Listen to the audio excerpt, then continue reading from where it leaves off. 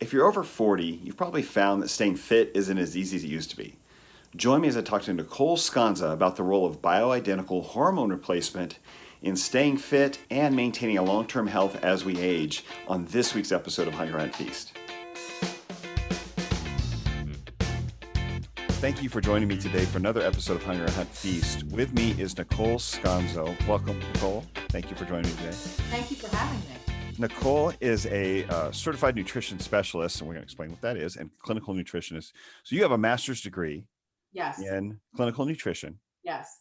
And I'm sure a lot of people don't really, I'm familiar with it because I'm in the industry, but they may not realize what a certified nutrition specialist is or how that's different from a dietitian. So could you maybe help us with that? People don't understand because when they see nutritionist or they see certified, they think it's a certification, Right.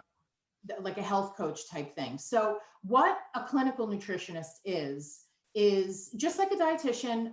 We can work in a hospital. Medical nutrition therapy really is what we go to school for. So we can work in a hospital with all different types of medical conditions. And we're trained on diseases and how diet and supplements help not only help the disease, but also there's drug-induced nutrient depletions. So whatever your condition might be, and you're on certain medications, those medications deplete nutrients. So we would come back in and, fill in the gaps because really all disease starts with nutrient deficiencies, which affects the mitochondria and the DNA. So we would come in and kind of fill in the gaps. And then there's drug nutrient herb interaction. We have to know all that, so we're very medical. And I think that that's what people don't understand. And we're considered medical staff, and we're considered essential medical staff. We're covered by insurance. So what a certified nutrition specialist is different from a dietitian in that you can go to a 4-year college and major in dietetics and come out, with a bachelor's degree, and you're an RD. You take the RD exam and you're a registered dietitian. Then there's the other route, which I took, where you can, major in whatever, any kind of science. People that were in my classes in my master's were medical doctors, nurse practitioners, chiropractors. And then you would go and get a master's in nutrition. RDs get master's degrees too. I chose functional medicine. So I was trained functionally to look at the root cause of the disease and treat the root cause. Yeah. So I went actually to New York Chiropractic College, which now they're changing their name to Northeast Health Sciences College because they're getting into other things besides chiropractic and nutrition. So I chose the functional medicine route. So the CNS was started for those of us who are not RDs, but equally degreed, equally competent, right? We can both work side by side in a hospital. The training's a little bit different, but essentially we do the same thing. So the CNS is Certified Nutrition Specialist. It's the highest nutrition certification in the world. You have to have an advanced degree to sit for it, master's or a doctorate. And that shows people that you're extremely competent. So in my state, I need because I'm not an RD, I need the CNS for licensure. Licensure to be able to practice medical nutrition therapy. So with the CNS, I can get a job in a hospital if I wanted. I can work for a pharmaceutical company. I can probably work in the corporate world with my degree, but in a hospital in my state, per the licensure law, I wouldn't be able to without the CNS. So I have the CNS. Gotcha. I'm thinking about getting a doctorate. I'm probably going to do it. And it's not the program that I like is not a PhD. It's a doctor of clinical nutrition. So it's I found one school that offers it in Maryland. The problem why I haven't applied is you have to actually go there. And I live in northwesternmost New Jersey. So it's just a logistics thing. So I'm thinking about that. And It doesn't change any of my current criteria. It doesn't change anything in terms of pay grade or anything like that. I just think that for the general public, because they don't really know, Mm, it helps people understand more the level of knowledge that I have. sure. Sure. Yeah, absolutely. That would be significant. What now we've talked a lot of off, Instagram and online. So I think what's come up most with us is talking to people who are, well, in our age group, but people who are over 40 and 45, and those changes that come from just with age and trying to maintain a certain level of fitness, long-term health, longevity, even sexual health. Those things. It's just like all of that changes. It just gets a lot more. The things that used to work to keep you fit or keep you Oh yeah. healthy, they're not effective anymore. They just aren't as No, effective. I mean, there's changes going on in the body. You could have the same diet, same fitness routine, not going to have the same result. that's right. So what? I mean, let's talk about, for people who don't realize, or maybe they're thinking, what's wrong with me? What are some of the common symptoms that people are going to come across as they get into those, let's say 45 and up? Mhm. I mean, you're talking So about men and women being very different, of course, but yeah. So with women, I have heard women tell me that they had problems as early as their late 30s. no. So, what happens with the midlife physiology is that, in my experience, it starts very slow, very subtle. So, for example, I can use me as the example. In my late 30s, I was tired. Um, I would take naps. I was tired in the afternoon. Uh, and I think that I saw Suzanne Summers on Larry King. I'm giving my age away. All right. I'm going to, because I said Larry King. I remember her Yeah. and him. Yeah. Yeah. So I think I saw Suzanne Summers on Larry King's show, and I went and I bought her book. Hmm. So the first Suzanne Summers book I bought, because I ended up buying almost all of them. Yeah. She's great. Is Yeah. called Ageless. Hmm. Midway through the book, I found a doctor that she recommends in her books. So I'll be 52 in September of this year. It's May now. So as early as my late 30s, I started to see things. But then I went to the doctor. I got on some hormone replacement, bioidentical. I felt great. The best years I had were 40 and 41. Hmm. And then my state has some crazy regulations. They're very strict with things. They're strict with things that they shouldn't be, and then they have no rules with things that they should have. So my doctor, who was phenomenal, and he has a great reputation with other doctors in the field, something happened, and he couldn't practice the hormone part of his practice anymore. I'm not sure what happened. So then I tried for a couple of years to find a new doctor, and I was looking in New Jersey, and I would go to doctors and nothing was happening. Whereas the doctor that I had, it was instantaneous, instantaneous. Nothing was happening. So around 42, I started to lose interest in exercise. I didn't lose my energy level. I kind of was losing the interest in exercise, whereas exercise had been my life, my whole life. Then 43, I started to slow down a little bit. And then I noticed at 44, I was starting to put weight on. And like I said, it's not where you wake up and you're 15 pounds heavier. There's a little, and then, it starts very sneaky. So, I remember June of 2014, I was 44, and I put on these pants and I said, ooh, they're small. And I had never in my life had a problem with weight or anything like that. I was always around 5'8", a size 4, which is a small size for 5'8", but that was always my body. So I was like, oh. And then that year, it just got steadily, like a little more, very sneaky. And then the following year, a little more than the following year. And then, so what, and in your 40s, it depends on where you are in your life. Some people who had kids in their 20s, maybe they're seeing a reduction in stress because now the kids are, leaving the house and you have more time, you're at a certain point in your career. In my 40s, I had more stress than I had had. So, there's a combination of things, but that is the age, and I don't care who you are, where your hormones start to decline.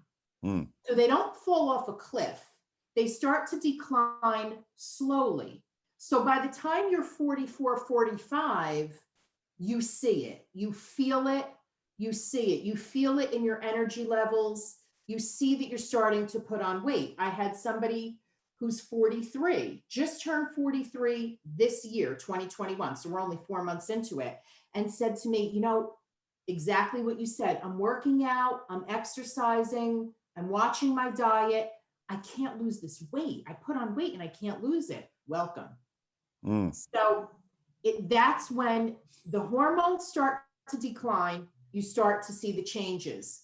It's going to get more and more every year because every year the hormones are going to decline more. So by the time a woman is 48, 49, 50, she's going to see a significant difference in her body, the way it looks and the way it feels when she exits her 40s than when she entered it. Mm-hmm. A significant difference, because I will tell you this. When I was in my late 30s, early 40s, and I was going to that great doctor, my estrogen level was in the 300s. Right when I turned 50, the day before I turned 50, was my appointment with my doctor, who's my doctor now in California. My husband and I actually flew out to California. My number was 50. Ooh. So from 40, 41 to 50, that number nosedived. So the significant difference that you see, it is a marked difference, because in America, the average age of menopause is 51. Mm. I'm 51. I'm not in menopause because I went to my doctor and he has me on a regimen where I still menstruate. So I'm not in menopause. Oh, wow.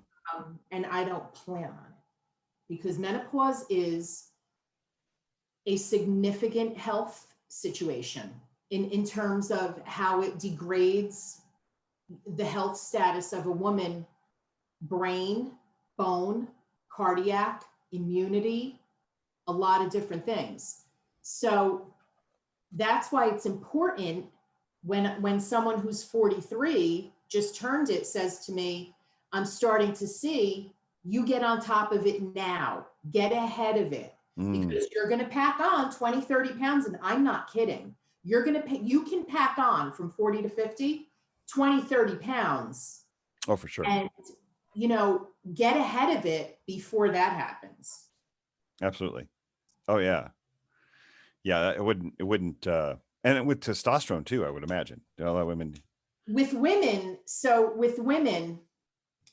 women's hormones are extremely complicated. Our progesterone our estrogen is what makes a woman a woman.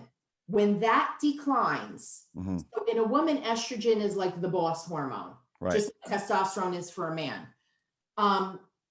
When a woman's estrogen declines, not only does it affect her cognition, her brain health, her heart health, her bone health, her reproductive organ health, bladder health, her immunity, it pulls down all the other hormones. So hormones are like an orchestra. If one is off, they're all off.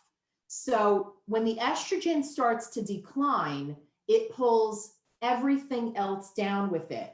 So by the time I was 50 and my number went from the mid 300s in the beginning of the decade to 50, my cortisol was low. I could not get out of my own way. My testosterone was low. Your thyroid, many women have hypothyroid or Hashimoto's. Right. That's hormonal. that's hormonal. It's selenium and iodine deficiency also.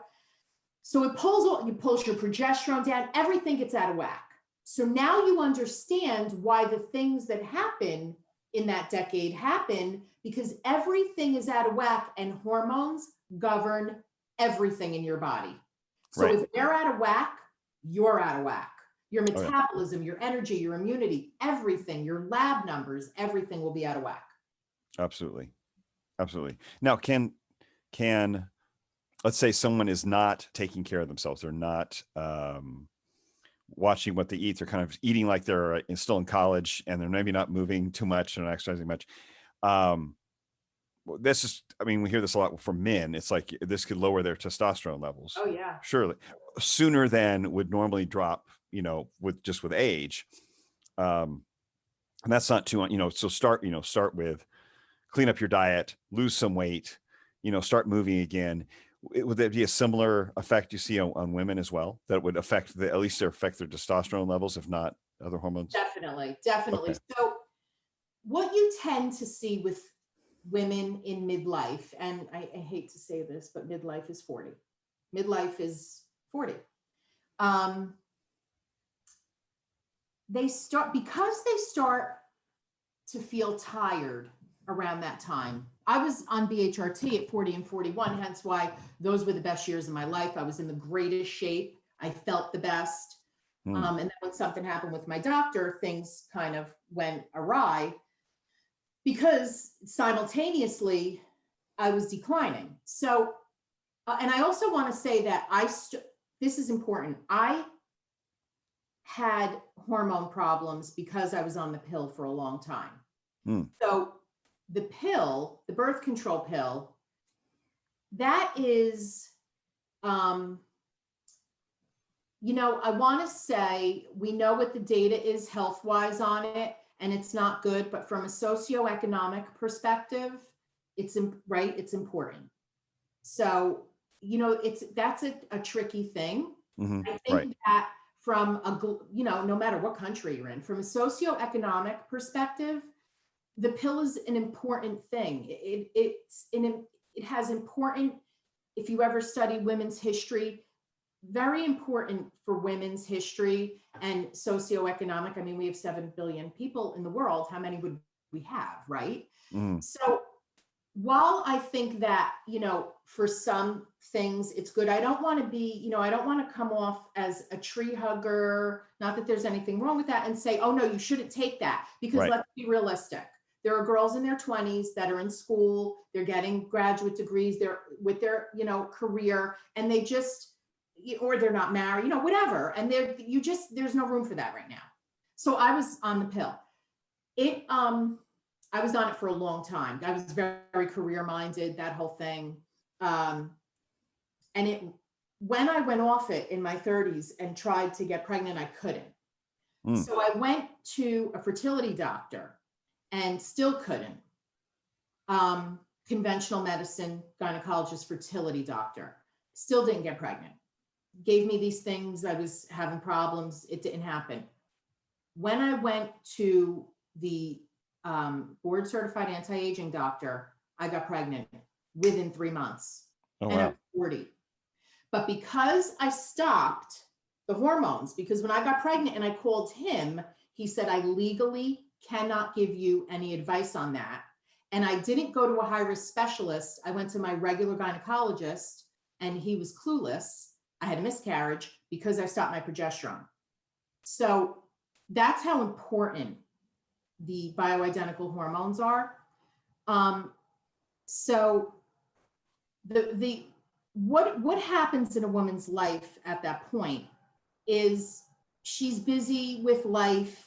She's not feeling the way that she did, 10, 15 years ago. She's got kids, they're busy driving them here, a husband, parents, life gets busy. So the first thing that suffers is her, right? Her health, she has no time for her. It's the kids, the husband, the parents, the dog, it's everything, right? The house, job, everything. So it goes down a slippery slope. She stops exercising. She doesn't have time. Then she doesn't have time. So maybe the cooking is out the window. Oh, let's call an order. I'll give the kids some money, let them go to wherever they'll get dinner, you know, or let me do a microwave thing, or let's do this, or blah, blah, blah, or takeout. And the diet starts to go. So now the exercise went, now the diet goes, now the hormones are going down, the stress is increasing. You have a perfect storm of catastrophe. Right. Because she's not taking care of her health. She's stressed. Her hormones are tanking. And now her health is in serious jeopardy. So yeah, you're going to feel not good. You're going to pack on weight, and you're not going to understand biochemically what's happening. And you're just going to say, well, this is what happens. You're going to resign yourself to it. You're going to come to an acceptance level. You're getting around your friends of the same age, and everybody looks the same. Yeah. And you're going to say, this is what happens. And then you're going to see somebody like me that they went to grammar school with and middle school with and high school with, and they're going to come up with 1,000 excuses. And let me tell you, because you've heard them, right? So let's tell your listeners what they are. She had work done. She had work done. There's no work done. There's no work done. Do you see work done? There's no work. I have a list. No, there's no work done. She had work done. She has money. It's not money. It's not money. She has more time than she has no kids. Okay, well, you're 50. Do you have a 5-year-old? I don't think so. Hardly any. Right? I have no kids. I have 6 animals. More high maintenance than the kids. Why do you think I do podcasts at night? Because my one podcast, which was super important, you hear my dog Bone in the background because, you know, so I can't reason with 6 animals. So, you know, it's not like I'm sitting, you know, lady of leisure and I have all this time. In fact, I took my nails off. Like I want less maintenance. So none of those excuses that you hear, like my favorite movie star to point to, because she's exactly my age, is Jennifer Lopez. Because her body, in my opinion, is perfect. The woman is going to be 52 in 2 months, and I think she's perfect.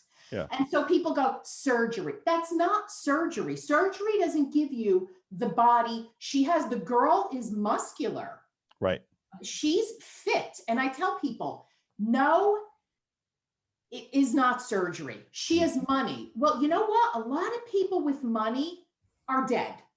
They either put it up their nose or they did something else. Marilyn Monroe had money. I can go through a litany of stars that had money and they are dead. So it's not her money. It's the things that she does every day. And I looked it up and we have a mutual somebody that we both know that's a very good friend of hers. And I said, what does she do? She has a person like me. She has a couple of trainers and they have advanced degrees. Yeah. She has somebody like me with the advanced exercise and the advanced nutrition. So her nutritionist gets with her chef, because let's face it, Jennifer Lopez isn't making dinner for the family at night. Right. Chef. The nutritionist gets with the chef. The chef prepares the food. She eats it. She doesn't throw it away and go, you know what? Let's call for pizza tonight. She's compliant. She does what her trainer has her do. She shows up for her workouts. The girl is compliant. One thing that woman is she gets great people around her and she shows up. She's managed and she shows up. So she's doing the workouts. Mm-hmm. She has a hormone doctor. And I tell people this. Oh, absolutely. No way J-Lo is my age, swinging from poles and jumping on the concert stage till 2 a.m, singing her lungs out, dancing, and has the energy to do that. And is not on hormones. She's in California. California is the mecca of this. They have the best doctors. She's on hormones. She has a nutritionist. She has a trainer. She's compliant. She eats the food. She does the workouts. She takes care of herself. She has a strategy. She supplements. She walks around with that crystal thing. There's green juice in there or a protein shake. She's doing the work. So she's 52. It's not her money. This is what she chooses to do with her money, right? She could be doing a million things. She's doing everything she needs to do to be healthy and fit at her age. She's doing it. It's not surgery. Right.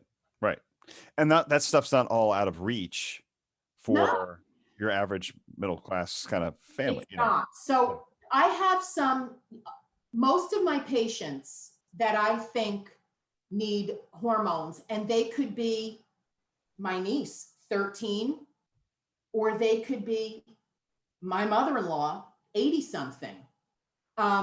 You have to go to, I send them to my doctor because I think he's phenomenal. I send them to my doctor in California. He's not expensive. It's not $1,000 for the visit. In New York, you'll pay that. You'll pay $1,000. He's extremely affordable. The blood work is covered by your insurance. And you pick up what he prescribes for you at your pharmacy. My pharmacy's down the road, and we pick it up there. This is not out of reach. And I tell people, yes, I take a lot of supplements. My husband is a medical doctor, and he follows my protocol to the T. He goes, I'm taking 22 supplements a day. I go, keep going. I go, how are your labs? They're better, right? He's 63. His labs are better now than they were when I met him when he was in his late 50s. So I go, any complaints? Keep taking it. So yeah, I spend money on vitamins, but I'm not spending money on concert tickets, Yankee tickets. This is what we do with the money. I don't call for takeout 5 nights a week. We don't eat out. Maybe once a week we eat out. Takeout is rare. We don't do those things. We don't go to the restaurant and order 4 martinis before we sit down at $15 a pop. We don't do that. So this is what I do. It's not unachievable for anybody. This is not like a rich people's thing. Right. But it makes all the difference in the world in how your body responds to your lifestyle. I mean, you can be doing everything from what I've seen. You can do everything right. If your hormones are tanking, and guys too, if you're in your late 40s, you haven't had your testosterone checked, get your testosterone checked. And if you're in your 50s and you're like, why is this happening in your high stress job? It's like you're playing with your life at that point. Oh yeah. And because your efforts can be multiplied by just getting some eyes on your hormones and getting some help with that. You will turn the clock back. Yeah, it'll turn back the clock and make the best of your efforts. So I will be 100% transparent with you. And again, I'm going to use me as an example because number one, I'm giving myself permission to. I can't use patient, Sure. and I know my case the best. And my case is something that women should pay attention to because I'll be 52 this year. So my 40s started out great. And then I started to decline. And by the time I was 47, 48, when I was 48, my husband loves to walk. So we would go for these walks and I would get really out of breath, right? So he's a conventional medical doctor and I'm the other way. So he's like, Nicole, that's not normal that you're so out of breath. I think you need an echocardiogram. I think there's something wrong with your heart. So I went to the cardiologist and he's, again, a conventional cardiologist. And he said, there's nothing wrong with your heart. But we would go for walks and I would be out of breath. Well, come to find out, my cortisol was in the tank. No wonder I'm out of breath. And no wonder I was exhausted. And no wonder all these things. So again, like you just said, start looking at things, but don't wait till you're 50. Start in your 30s if you're over 35, because I will tell you that when I counsel police officers, young guys in a high stress job, shift work, these guys are on sleeping pills, they have stress. Shift work is incredibly stressful on the body. It's physically stressful. It's not just, it's physically stressful. It's not healthy. Studies are done. It raises your insulin. It, causes heart disease. I have seen guys in their 30s with low T because, again, the takeout, go to a police station, go in the kitchen. Oh yeah. Dunkin', There's Hospital too. You go to the nurses and doctors, it's like it's donuts and whatever else comes through and there. cigarette breaks. Yeah, cigarette breaks.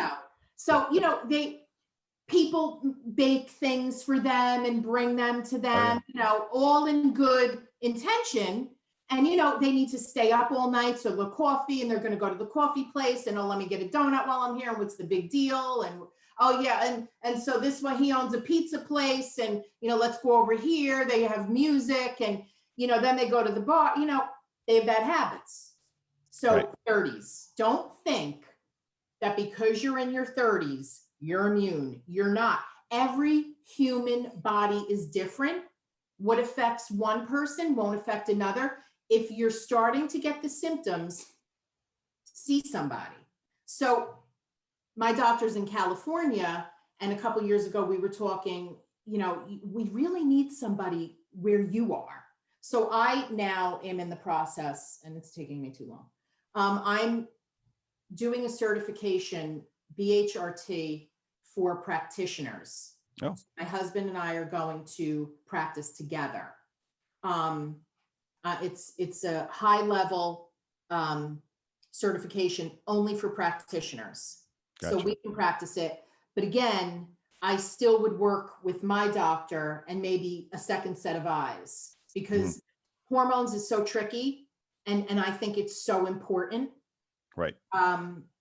That, I want to work it that way, but I'm going to be doing this too, in my local area, so that people can come and, get either the dried urine test. Also, I'm big on the blood work, because it can happen as early as your 30s, depending on your situation.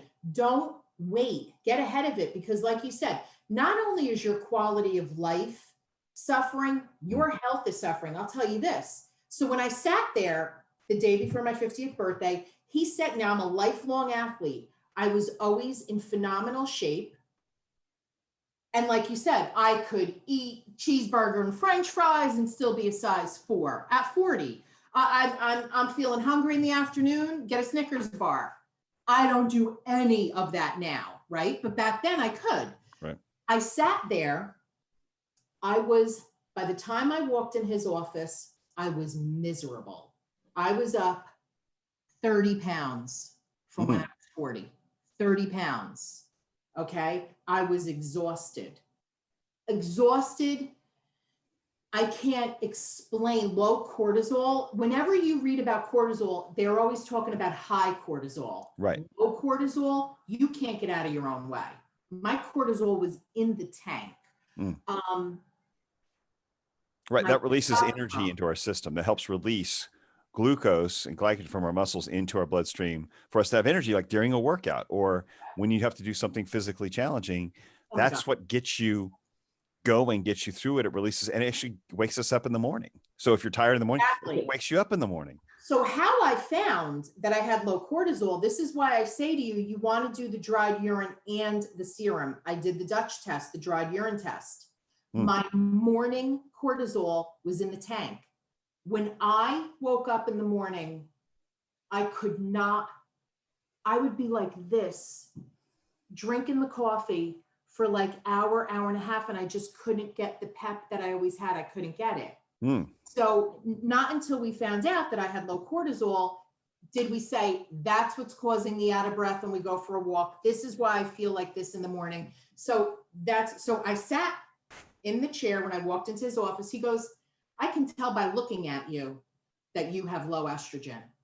He said, your body composition. And here I was, a lifelong athlete and always model figure, have somebody telling me that your body fat is too high, and I can tell by looking at you.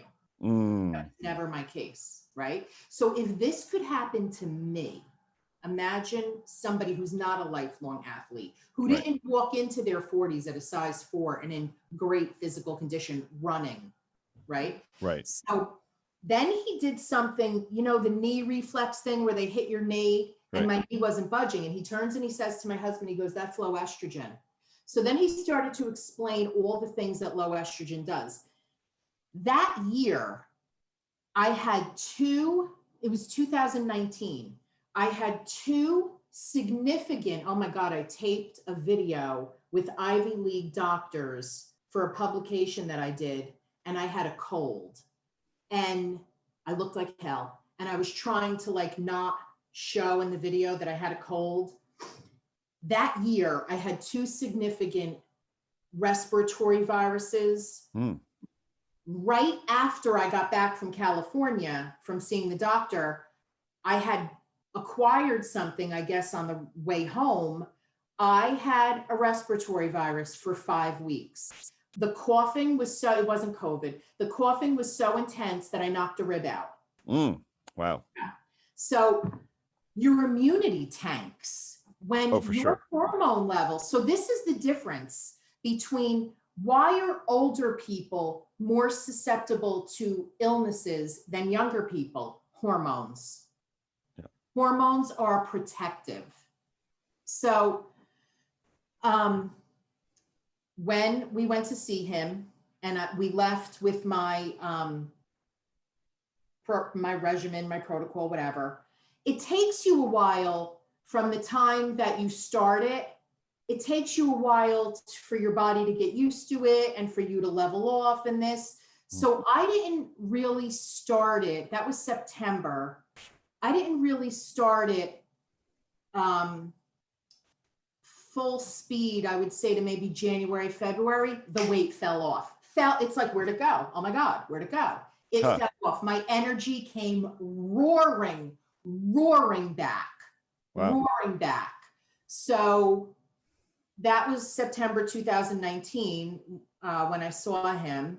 I started the hormones full speed ahead, probably January, February. I was bikinied all last summer. And there are pictures probably on my Instagram. Gotcha. I was 50, going to be 51. And I was doing an hour of cardio and an hour of weights.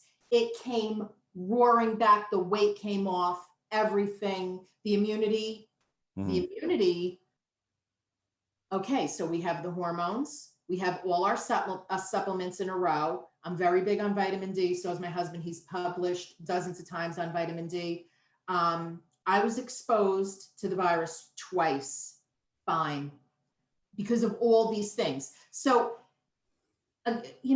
you'll see online, on blogs, on Instagram, on social media, you'll see accounts, and there's tons of them that say, oh, I'm a certified health coach, or I'm a certified whatever, and I can help you balance your hormones. And, I'm an herbalist.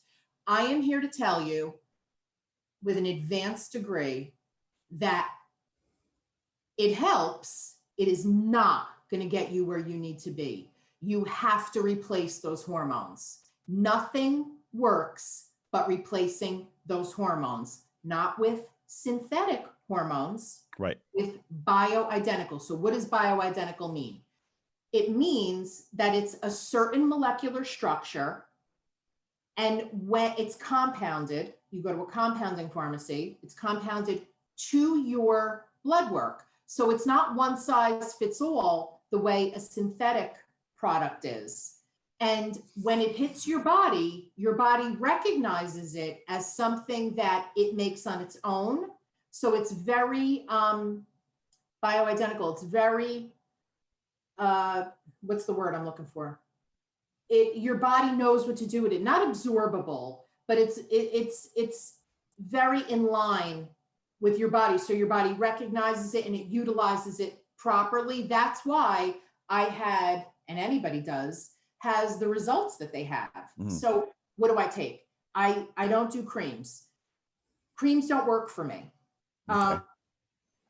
With transdermal, there's a lot of, some people it works great. Again, me, of course, it doesn't work. If your skin is dry, it won't work.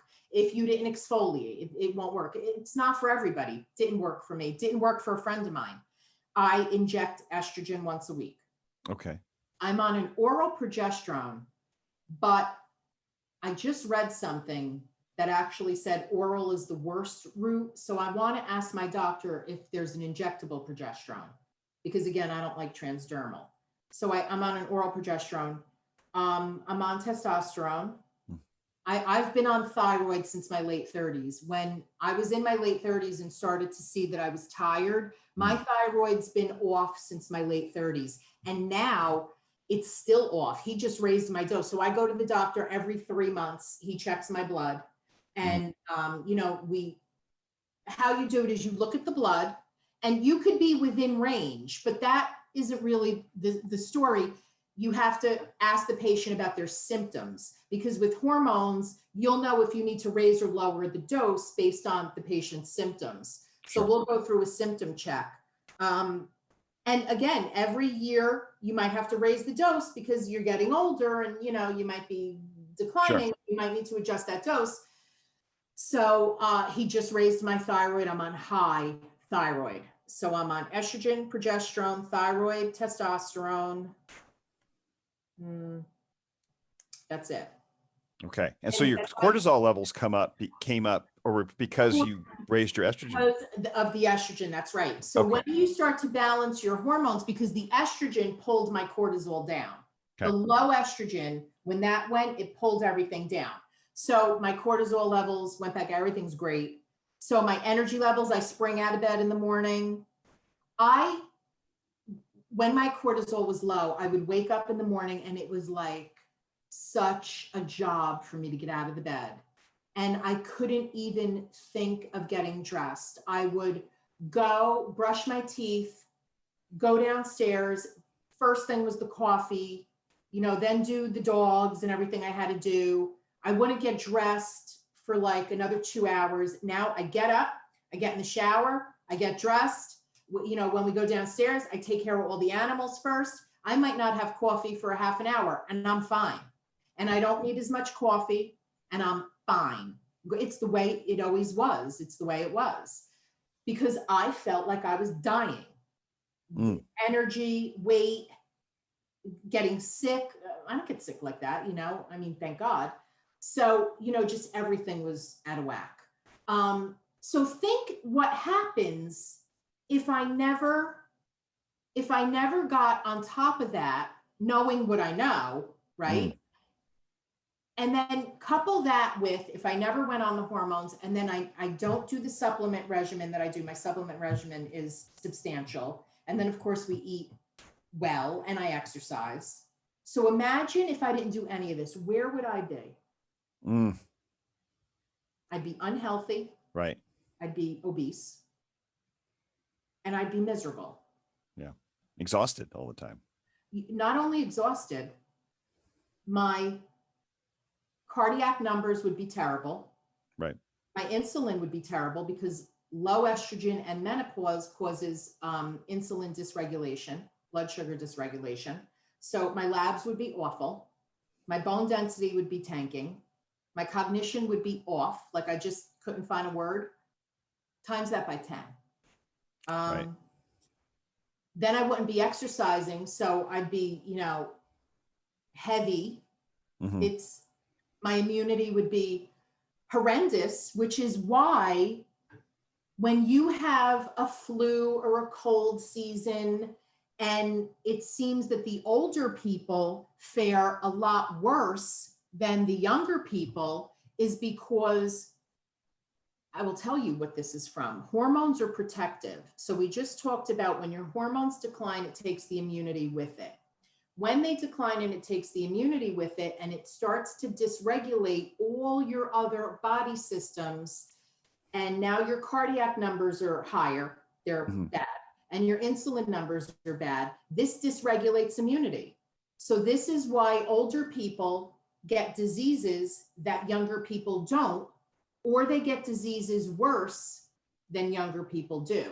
It's because of all this dysregulation, and the root cause, well, it's lifestyle, but after a certain age, it's hormones and lifestyle. Right. Yeah, you have to have it all. Think that 50 means, oh my God, senior citizen. Sometimes I think of the number and then I have to stop because I'm like, I can't even believe 1990 was 30 years ago. And oh my God. Right. So I have to get out of that headset because I don't feel like it. And my husband's 63. So he's a medical doctor.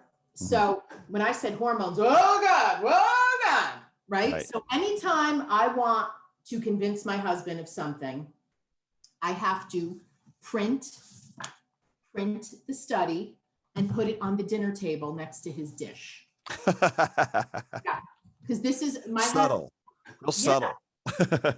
So my husband is, if you go into his office, I have one little thing here and then all cutesy. His whole office, the whole thing has, The plaques. Oh, yeah, oh God, well, all kinds of things, right?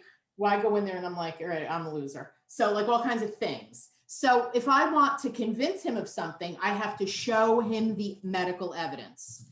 So I said, you should be on testosterone. Oh, I got a heart attack. Oh no, I'm like, no, it's the opposite. So he comes with me to the doctor and he goes, well, let's see how you do first. So he saw how I did and now he does it. So now he, well, I mean, the few studies they've done on hormones. I mean, the one we finally had a women's health study in the 90s, first one in ever, really, in the 90s, and they use synthetic hormones. yeah, And they have all of these risks and it wasn't much different than birth control, really, what they were using. I mean, it was right, very simple, right. synthetic progestin, as you mentioned, and so suddenly that's the problem. It's synthetic hormones, terrible. Not considering a bioidentical. And where's the studies on bioidentical hormones? There's a lot, actually. There are, but they aren't. We don't see them. They're They buried. aren't buried. Mhm. They're They buried. aren't. You have to really hunt for them because. Yes, you do. You do. And I'm not sure why, but it's. Doctors won't because it's not what they practice. Right. So they didn't learn it in medical school. It's just not something that's covered. And in their day-to-day practice, it's not what they get into unless they decide to add it to their practice, go back the way the board certified anti-aging doctors decide to go to school for it and add it to their practice. And the doctors that I'm in the certification class with, the nurse practitioners and the doctors who are getting this certification, that's where we see all the studies. So your average primary care internist, OBGYN, they're not going through looking at this because it's not part of their practice. They do other things. That's what we all have a role to play in medicine. Right. So it's not what they do. So I'm not going to badmouth them or say they don't know. They don't know because it's not what they do. It's what we do. That's all. And so they're not going to go and dig for these studies because it's not something that. No, they'll see the first headline. They basically see the headlines that are promoted, and then these comes in. Oh, but soy is supposed to help with, as if that's going to help with the, holding off on. So, I mean, another hormonal disruptor, but completely unregulated and just kind of like, here, just eat some soy. So, as opposed to like you said, a bioidentical hormone that's made for your body and given a balanced amount of estrogen, progesterone, testosterone for guys, testosterone. You have to balance everything out, and the doctors know how to do that. And we're learning that in the certification too. It's intense. It's not simple. Intense. No, it's not. It's very complex, especially for women. Extremely complex, which is why I meet with my doctor every 3 months. And if you have a question in between the 3 months, his phone's always ringing. Somebody that I sent him to, she says to me, I have his cell phone number. That's awesome. I feel like this today. But he answers. She's like, he answered me at 6 o'clock his time because I forgot he was in California and I texted him and he answered me. So, it's a thing where you're on top of it all the time. But, I don't want to say this and make people think, oh God, this is so much work. No, it's not. No, it's not. The way you feel and look. I went to the hairdresser last year. She's like, your hair is so thick. She's like, mine's falling out. Most women in their 50s, their hair's falling out. Right. Hormones. Yeah. Yeah. It's everything. I mean, as we've talked about, sexual health. Big time. Major. Time. Big time.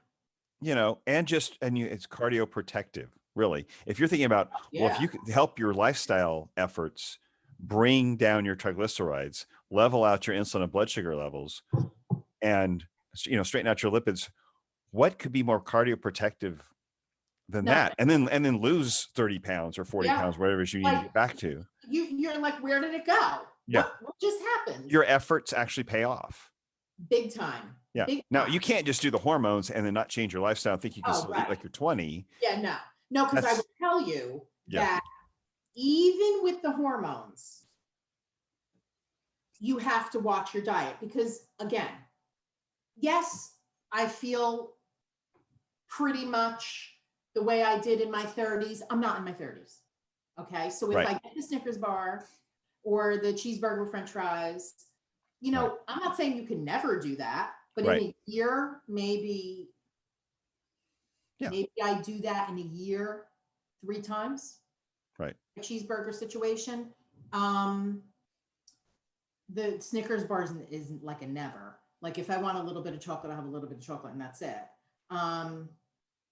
I'm not saying I never have dessert, but I'll like 2 bites. It's not a meal. Understand that dessert is not a meal. So when the restaurant comes out with a piece of cake that's this big, right, you don't have to eat all that cake, right? So you can 2 bites, slow, enjoy it, learn how to push it. But that's when your leptin levels come in, and if you're not leptin insensitive, your brain will tell you we've had enough and you put it away. Mm-hmm. Stop eating so fast, and shoveling it in, because what's happening is you're eating so fast that you're not giving your brain enough time to register like, okay, I've had enough, and you're overeating. Right. So you have to be smart. You have to still have a strategy. You have to have a good, healthy lifestyle, but at least those efforts will produce the result you're looking for. If your hormones are tanking, you're going up the down escalator. Basically, you're trying to walk up the down escalator, and you're not. That's a great analogy. And you're just, it's like, why am I going backwards still? And I'm trying to do all the things right. It's synergistic. It's got to come together. It is. And if anybody wanted to know like what I do, I don't know, maybe I should do a program and people could, join the program. It's different than the workout programs you buy on Instagram. It's different than, some kind of diet. It's a whole thing. It's supplements, it's food, it's exercise, it's hormones. There's a couple other things that I throw in there that, it's too complex to discuss here. It's a whole system, but it's a lifestyle and it's easy and it doesn't take any time out of my day. It's not like, oh God, it sounds like so much work. No, it sounds like that because this is brand new to you. But it sounds like work to me. You're driving somewhere to buy coffee. What's wrong with the coffee maker in your kitchen? Like How about being on 5 or 6 medications to control your blood sugar, your blood pressure? Doctor appointments. Who has time for these doctor appointments? Who has time to drive, sit, and especially now, everybody's worried about catching something. Don't sit in a doctor office, right? So you're gonna have to do something to manage to keep from dying, to manage disease. You can either do it preventative, or you can manage your sickness and stay sick. So you know what I'm talking about. That is a good point about dying, right? Longevity. It's 2021. There are people alive today in their 90s that smoked and drank in the 60s. Oh, yeah. So what I tell millennials and even Xers, there's no reason we shouldn't be living to 100. There are people that are alive today that lived through the Mad Men era where they drank at work and smoked all day long, cigarette after cigarette after that. They're still here. That's what I tell people. So I'm a medical nutritionist, right? I don't use the word holistic or anything like that. Not that anybody's bad. Don't blame the pharmaceutical companies. I see them blamed and criminalized. And yeah, there are bad apples in everything, right? In any industry. Right. But when I see it's so misunderstood. People are alive today because of medical advancements and medical technology and because of pharmaceutical companies. So I was watching a documentary a couple weeks ago on Mark Twain and his daughters. He had 2 daughters that died in their 20s, right? How terrible is that? That's awful. Yeah. Those girls would not have died today because of the medications that we have today, Sure.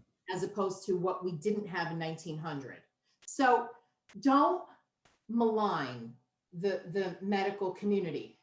Of course, there's things that they do that NAC, now you need a prescription for NAC. There are things that I don't, love, but there are things that I don't love, but we have to work together. We need them. Don't think we don't need them. We need them for acute care. What I'm saying is we have a choice to 100%. not be dependent on that ongoing, to manage systems that when we can manage them with preventative measures and let our body manage it as it's supposed to. What I hate is when people use, and doctors don't like it either, and the pharmaceutical companies don't like it either, when people, for instance, who have diabetes, well, I take my medication, and then off they go to the fast food place, to the coffee place, off they go to get their, okay, so this is coffee. I'll tell you what's in it later. It's not anything bad, but they go to the place. I don't want to use the brand name and make them look bad. Yeah. And they get the flavoring and the sugar and, whatever else. And then they add sugar to it, and it's $9 and it's got 3,000 calories or 1,500. Mm-hmm.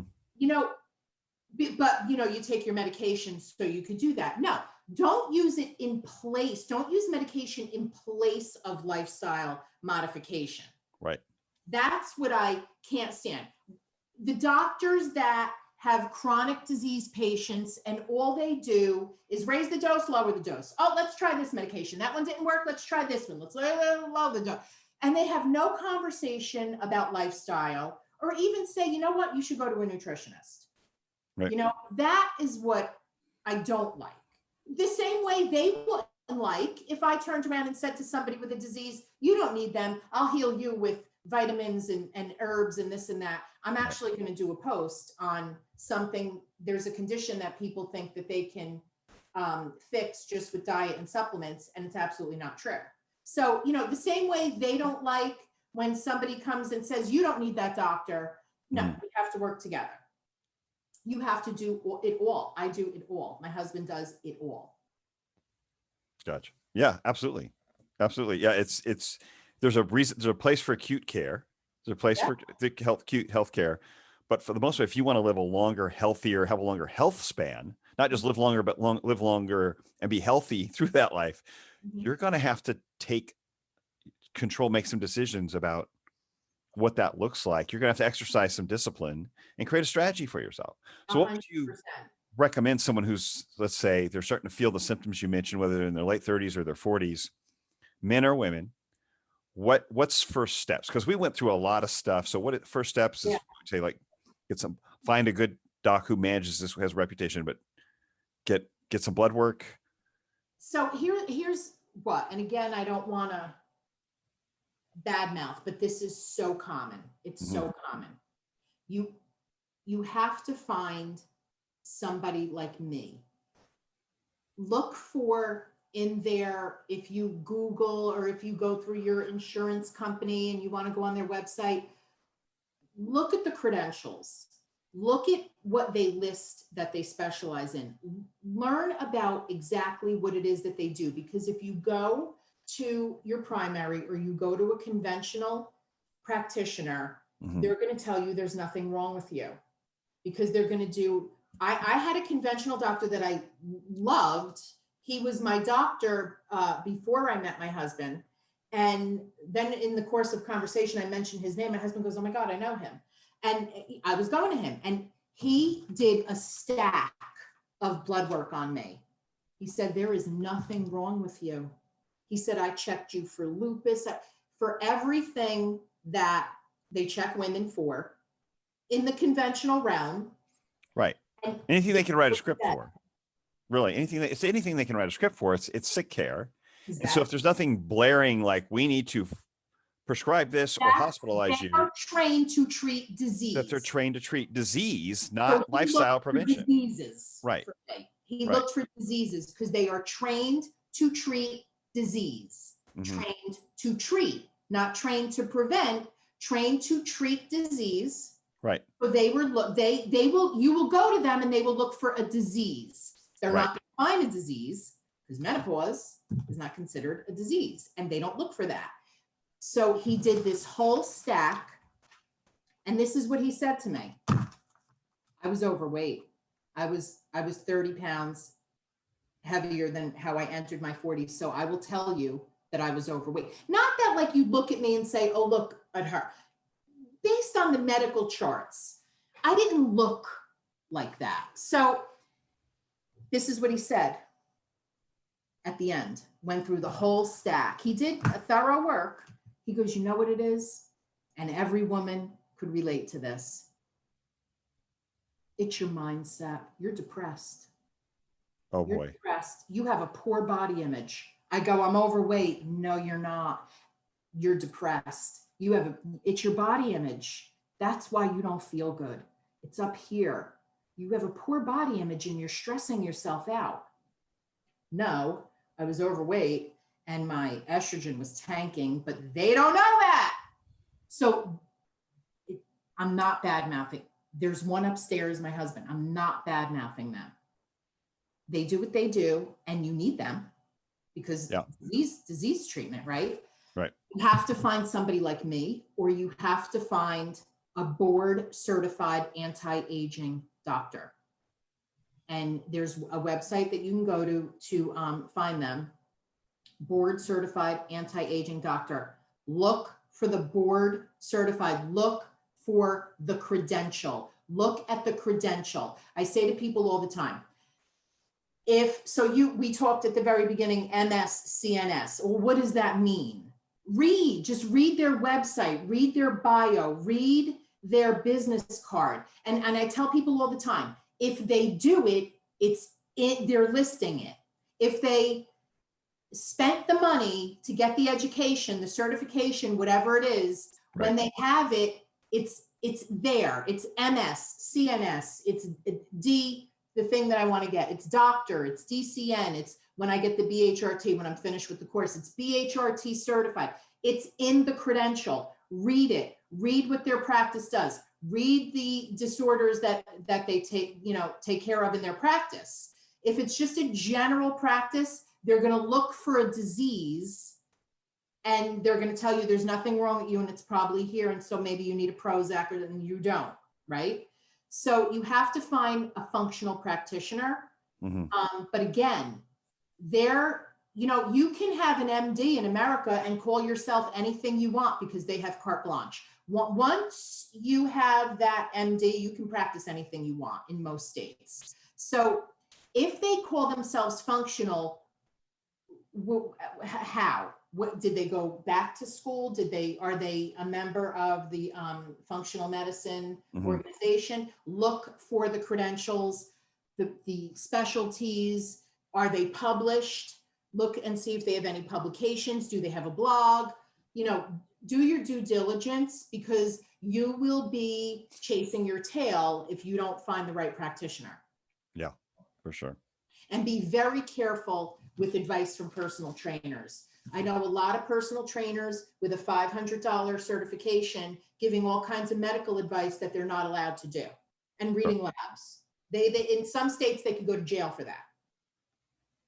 So, again, I say this all the time, credentials. You're on Instagram.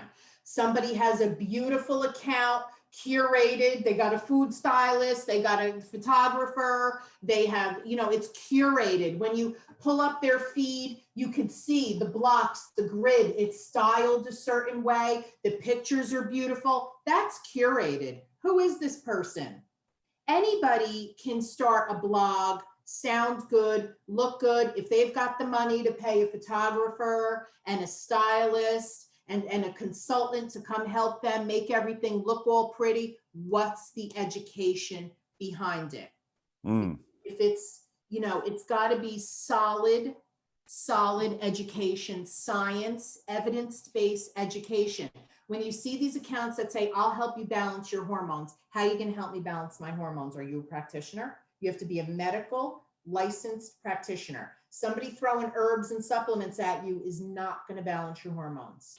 That alone is not going to balance your hormones. Right. Right. Right. So you need to find somebody who practices that. But it's as simple as getting a blood test, and they would know how they could just, like you said, it's They know what to order. they know what to order. They give you, and you just take it on schedule, Yeah. and it's Yeah. life changing. It's So life changing. Well, the simplest thing, if I order a blood test for you, and because again, you could be on the hormones and there's still, because again, my doctor doesn't do the CBC with chem. He only checks the hormones.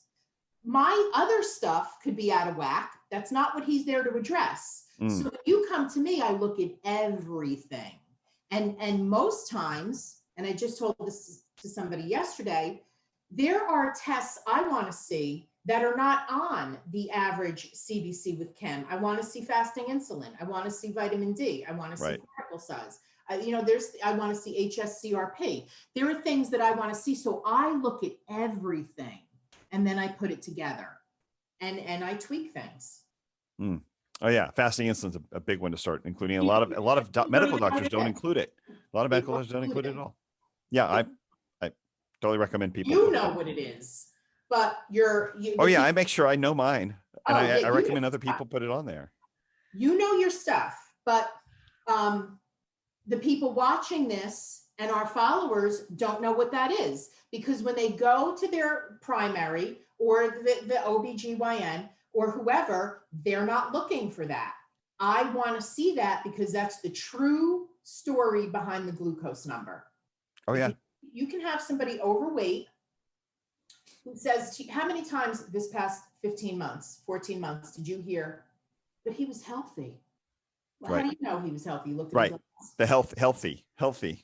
So you know what his visceral fat level was? You know what his fasting insulin level was? They don't even know what that is. They don't know the difference between visceral. They think that if you have belly fat, that's visceral fat. That's subcutaneous fat. What you can see is subcutaneous. Visceral fat is in your labs. I can tell you by your lab work if you have visceral fat. So I just told somebody last weekend, what scares me as a practitioner is that people don't take diabetes seriously enough. Mm-hmm. Diabetes happened to be a leading top 3 risk factor of our just recent crisis. Right. There's a reason for that. So fasting insulin is the true story behind your glucose number. So if you have somebody who's overweight, doesn't work out, doesn't eat well, but I'm healthy. Oh, really? Okay. Well, what's your glucose number? 100. The doctor said that's within range. That's top of the range. That's top, yeah. Yeah. And so really that's not good, because you want to know what's keeping that number from going bonkers? Fasting insulin. Yeah. It's a leading indicator. See, but people don't know. But people don't know. So I want to see that number. I want to see HSCRP. I want to see homocysteine. I want to see vitamin D, because that's critical. I want to see a lot. You're looking at the liver numbers. Is that how you determine the visceral fat, by looking at labs? Is the liver? You'll see the liver numbers. You'll see triglycerides, VLDL, HSCRP. Okay. CRP tells us a story. Vitamin D, fasting insulin, all that. Yeah. The HDL to triglyceride ratio is crucial. People are worried about their total cholesterol number. It's like, well, what's your HDL? What's your triglycerides? That's what you'll be. Yes. Yeah. So what's the triglycerides? What's the VLDL? Because people, your regular primary doctor will see, because now we have a lot of carnivores, right? So they'll see an LDL number, go, oh my God. How much meat? You're eating meat every day. You're eating oh my God. No. Particle size. Particles. Okay, so ApoB. At least get an ApoB number on there. There's that. And then I'll see the LDL, but then I'll look at VLDL, I'll look at the triglyceride, I look at the whole picture. Yeah. And then I want to see the insulin, because if you have a little bit, because I have that, a little bit of an LDL, it's a little high, and then everything else is so low, and then the sugar numbers are low, then your particle size is the big fluffy. Right. Because you're eating the healthy fats. So, you have to look at the whole picture. And there are those secret ones that tell the true story, the fasting insulin, the HSCRP, vitamin D, a lot of those things. Yeah. Yeah. So in an insulin sensitive environment, that cholesterol and big fluffy cholesterol, that's not going to have that's not a cardiac risk. It's protective and it's brain protective. In fact, yes, there's a book somewhere in here because I specialize. Oh God, there's so many books. I have those. Yes, those I put it somewhere, right? Yeah, you can't see it. It's like getting like Howard Hughes. I specialize in autoimmune, so I'm published on multiple sclerosis. So I read a lot of things because patients will say to me, "You know that book?" Because they read this book and now it's gospel. So I have to read all this to straighten people out and tell them, yeah, that's good, or no, that's not. There's a book by Dr. Terry Walls. So Dr. Terry Walls is an MD who has multiple sclerosis. And this book is phenomenal. She was in a wheelchair with her multiple sclerosis, doing her conventional multiple sclerosis regimen of drugs, and more drugs, getting sicker. She said, there's got to be a better way. So she did the research that was like my master's. She did this on her own, revamped her diet and supplements. She says, if your cholesterol isn't at least 200, you better start eating because it's brain protective. And because multiple sclerosis, is a CNS disease, the brain, that they do a brain scan, your brain health is so important. Dr. Perlmutter, all those, doctors that talk about brain health is so important. And what is good for brain health? Fat. Yep. What's good for hormones? Fat. Yeah. Fat. So it's sugar that's not good. So she says, and they're big on organ meats, and organ meats are the healthiest thing you could eat. Yeah, butter, superfoods. I cook with a lot of butter. Plus it makes things taste good. I cook with a lot of butter. I eat a lot of red meat. Where I don't eat enough fish probably, but I eat, red meat. I cook with butter. The oils you need to stay away from are the processed seed oils, the canola, the soybean. Those oils you stay away from, the cottonseed, corn oils, all those, all the things that are in processed food that are obesogenic and diabetes, raise your insulin. These oils, believe it or not, raise your insulin, and they cause serious health problems. And diabetes is getting to be too accepted in the mainstream because it's so prevalent that people aren't taking it as seriously as they need to. And diabetes is an insidious disease and causes premature death. Right. Absolutely. And low hormones makes all that go awry. Oh, yeah.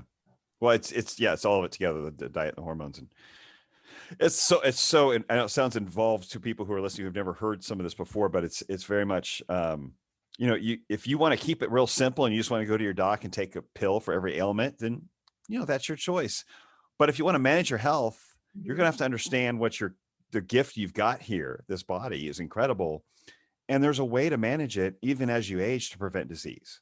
And I think that's what you're saying is you got to be proactive. You've got to educate yourself a little bit to understand something. But once you put it in place, it's life-changing. Your life is better. And it's not really complicated. It's not overcomplicated.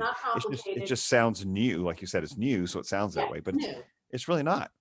How can people find you? What's the best way for people to find you? I know I found your Instagram at Healthonista 17.